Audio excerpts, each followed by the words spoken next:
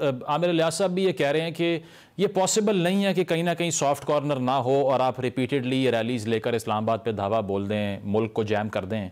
आपको भी यही लगता है कि जहां एक तरफ ये तासुर है कि 8 फरवरी का इलेक्शन हमें हरवाया गया, हमें अपना मैंडेट नहीं मिला, हमारी हुकूमत छीन ली गई, मैंडेट चोरी कर लिया गया, वहाँ दूसरी तरफ कहीं ना कहीं तो स्पेस एग्जिस्ट करती है, इसीलिए इतना सक्सेसफुली रिपीटेडली ये मार्चेस होती हैं, इस तरह से मुल्क को बंद करना पड़ता है और ह्यूमन कॉस्ट जो है वो भी डेवलप हो जाती है। उसकी रिसेंटली भी 70 पुलिस एहलकार ज़ख्मी हैं, एक की शहादत हुई है।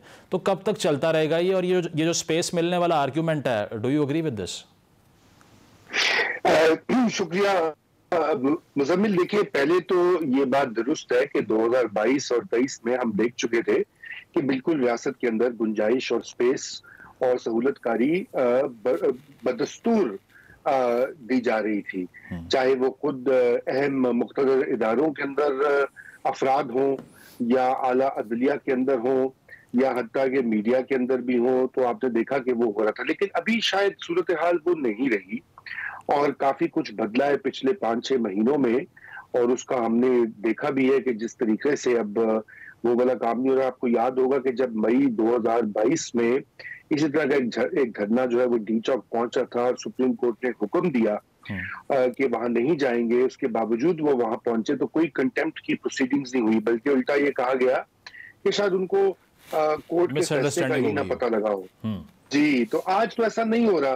तो आज जो कुछ हो रहा है वो मैं समझता हूँ कि उसका ज्यादा ताल्लुक इससे है कि कोई सियासी हिकमत अमली नहीं है मौजूदा गवर्नमेंट के पास। देखिए, सियासी हुकूमतें जो होती हैं उनको कोई ना कोई रास्ते निकालने पड़ते हैं सियासी तरीकों से। उनका मसला ये है कि उन्होंने भी ये सारा जिम्मा सौंपा हुआ है उन गैर सियासी या गैर मुंतखब इदारों के पास, जबकि मुल्क में पार्लियामान मौजूद है, मुल्क में दीगर मामलात भी मौजूद हैं। इसका कोई ना कोई तरीका और हल तो उन्हीं को निकालना होगा। और ये जो मौजूदा गवर्नमेंट है, तो यहाँ पर ये भी थोड़ा सा एक इशू है या फेलियर कहूंगा मैं, क्योंकि ये निकाला जा सकता है। जहां तक ये बात सब कर रहे हैं, मैं उससे इत्तेफाक करता हूँ कि मुल्क को बंद करना और ये बार बार ये इस तरह से मफलूज कर देना जिंदगियां, ये भी कोई तरीका नहीं है और इसको किसी भी तरह से इनकरेज नहीं करना चाहिए। लेकिन आपने कहा कि स्ट्रेटजी नहीं है गवर्नमेंट की, लेकिन अगर गवर्नमेंट मुज़ाकरात के अमल में जाती है, जो बेग साहब बात कर रहे हैं, तो आप ये अग्री करते हैं कि ये पोजीशन ऑफ वीकनेस से हो रहा है? और खान साहब के हवाले से अगर देखा जाए तो वो जो मुतालिबात होते हैं वो अपने प्रैग्मेटिज्म से उसको तब्दील कर लेते हैं सिचुएशन देखने के साथ साथ। तो ये डायलॉग फ्यूटाइल एक्सरसाइज है या इससे कुछ ना कुछ पीटीआई का जो एक रेडिकल फ्लेवर है वो कम हो सकता है? जी देखिए, बिल्कुल होगा। उनको भी मालूम है कि कहीं ना कहीं लचक दिखानी पड़ेगी। ये बात दुरुस्त है कि बेग साहब जो कह रहे हैं कि वो अपनी बात बदल लेते हैं और एक चीज से अगले दिन कुछ और उनका होता है व्यू। लेकिन देखिए, हुकूमत की इस वक्त क्या हुकूमत की वीकनेस नहीं है। अगर कोई वीकनेस आप उसे कहते हैं तो वो ये है कि वो किसी सूरत ये नहीं चाहते कि वायलेंस जो है वो आगे बढ़े, क्योंकि ये तो इस तरह के जो काम होते हैं, आपने देखा है ये हिकमत अमली रही है कि लाशों की तवक्को है या कम से कम एम्बिशन ये है कि खून खराबा हो।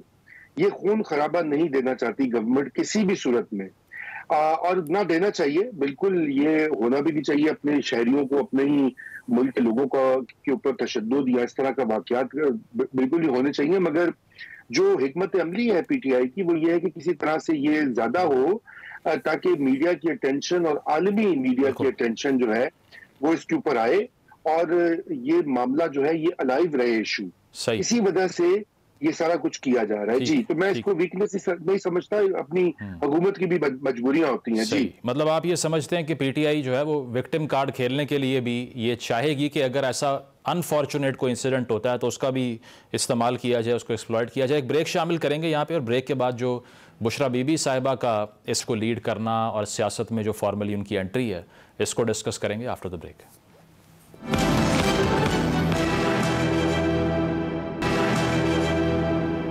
वेलकम बैक नाजरीन। तहरीक इंसाफ के एहतजाज और हुकूमत के रिस्पॉन्स के हवाले से हमारी गुफ्तगू जारी है। हसन अयूब साहब, आपसे जानना चाहूँगा, जिस तरह से आपने कहा कि कोई ना कोई जगह रिजर्व करके अब धरना तो ज़रूर होगा, जिस तरह से आपने गालिबन इन्फॉर्मेशन की बेस पर ही कहा होगा। ये तो सुसाइड मिशन नहीं है कि अगर आप इस नौयत का धरना दे दें जो पहले आपने दिया, तब तो चलें, एक अनफॉर्चुनेट वाक़या हुआ APS का, उसको रैप अप किया गया और एक सेफ पैसेज मिल गया। लेकिन इस बार अगर इतने लोग टर्न अप भी नहीं करते, कितनी देर तक बैठे रहेंगे? आपको लगता है कोई इन्फ्लुएंस हो सकता है ऐसे धरने का? और अगर नहीं होता तो उससे तो PTI का सारा इमेज जो सोशल मीडिया पे उन्होंने बिल्ड किया है कि हम एक मैस मूवमेंट हैं, इसको बहुत बड़ा थ्रेट भी तो है साथ साथ। देखिए, थ्रेट्स जो है ना वो दोनों साइडों के ऊपर है।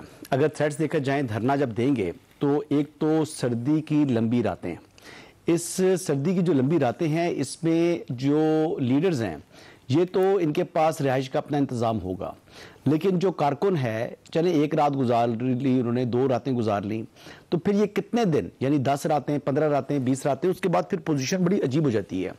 फिर हमें याद है कि पहले भी धरनों में फिर फूड सप्लाईज का इशू आ जाता है, फिर पानी का इशू आ जाता है, फिर सफाई जो है वो आपको पता ताफून फैलना शुरू कर देता है। नहीं, वो पहले तो जहांगीर तरीन साहब फूड सप्लाई यकीनी बना दिया करते थे, अब कौन करेगा? नहीं, अब यही मैं बातें कर रहा हूँ ना कि ये जितनी चीज़ें हैं, अब KP के हुकूमत से अगर आप 1 मिनट के लिए अज्यूम कर लें कि 15,000 का सेट इन कर रहे हैं, 15,000 लोगों को आपने दिन में 3 टाइम खुराक देनी है, ये अरेंजमेंट जो है ना ये बड़ी मुश्किल हो जाते हैं। और उसके अलावा अगर आप उसमें अगर आप उजरत करेंगे, अगर आप हेस्ट के अंदर कोई हमला करने की कोशिश करते हैं, फॉर एग्जांपल आप अडयाला जेल के ऊपर हमला कर लेते हैं, उसका कॉन्सिक्वेंस है। अगर आप हमला करते हैं प्राइम मिनिस्टर के ऊपर, प्राइम मिनिस्टर ऑफिस के ऊपर या प्राइम मिनिस्टर हाउस के ऊपर, तो उसका अपना कॉन्सिक्वेंस है। आप रेड जोन के अंदर अगर सरकारी अमलाक के ऊपर जो नुकसान पहुंचाते हैं, तो ये तमाम की तमाम चीज़ें देखनी है। और देखें, जब मॉब आपके साथ बैठा हुआ है, 15,000, 10,000, 20,000, इवन 50,000, अगर वो लाखों को कहते हैं, तो लाख बंदा बैठा हुआ है, फिर लाख बंदा किसी एक बंदे के कंट्रोल में तो नहीं रहता ना।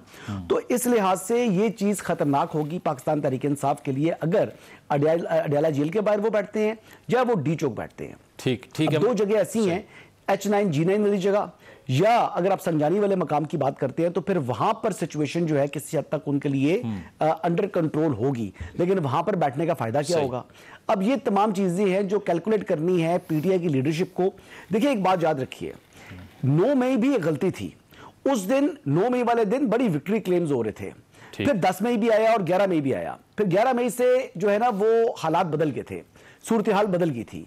इसी तरीके से अगर बिलफर्ज अगर एक दिन ऐसा आता है जिस दिन वो अडयाला पर हमला कर देते हैं, जेल के ऊपर या प्राइम मिनिस्टर के ऑफिस के ऊपर या हाउस के ऊपर हमला कर देते हैं, वो एट दैट वेरी मोमेंट तो आप विक्ट्री क्लेम करेंगे, लेकिन उसके बाद उसका कॉन्सिक्वेंस होगा। वो कॉन्सिक्वेंस बर्दाश्त करने की सकत नहीं है। तो सियासी जमात को एक इंतशारी टोले से हटकर एक सियासी जमात की तरह एक्ट करना चाहिए, अदरवाइज वो पहले भी बड़ी मुश्किल में है। बहुत से मुकदमात हैं जिनको आज भी भुगत रही है, और आइंदा आने वाले दिनों में भी फिर इसके कॉन्सिक्वेंस उसको फेस करना पड़ेगा।